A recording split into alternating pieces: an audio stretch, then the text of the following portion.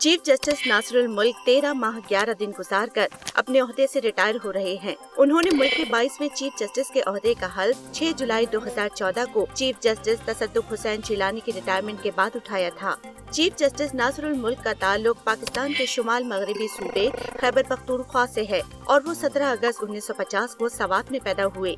انہیں 1993 میں صوبہ خیبر پختونخوا کا ایڈوکیٹ جنرل تعینات کیا گیا تھا، جبکہ 1994 میں وہ پشاور ہائی کورٹ کے جج مقرر ہوئے۔ 2004 میں وہ پشاور ہائی کورٹ کے چیف جسٹس، جبکہ صرف 1 سال بعد یعنی 2005 میں سپریم کورٹ کے جج مقرر ہوئے۔ نومبر 2013 میں قائم مقام چیف الیکشن کمشنر کی ذمہ داری سنبھالی اور چیف جسٹس کے عہدے پر تعیناتی تک اس پر فائز رہے۔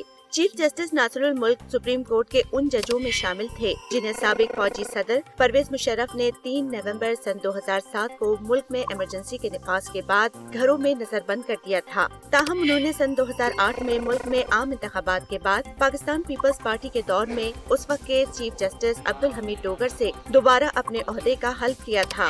جسٹس ناصر الملک اس بینچ کا بھی حصہ تھے جنہوں نے سابق فوجی صدر پرویز مشرف کی طرف سے 3 نومبر سن 2007 کو ملک میں ایمرجنسی کے نفاذ کو کالعدم قرار دیا تھا۔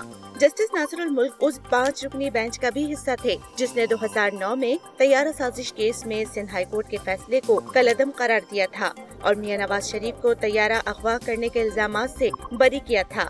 اس کے علاوہ جسٹس ناصر الملک نے اس 7 رکنی بینچ کی سربراہی بھی کی جس نے سابق وزیر اعظم یوسف رضا گیلانی کو سوئس حکام کو خط نہ لکھنے پر توہین عدالت کے مقدمے میں مجرم قرار دیا تھا۔ اس فیصلے کے بعد یوسف رضا گیلانی کو اپنے عہدے سے الگ ہونا پڑا تھا۔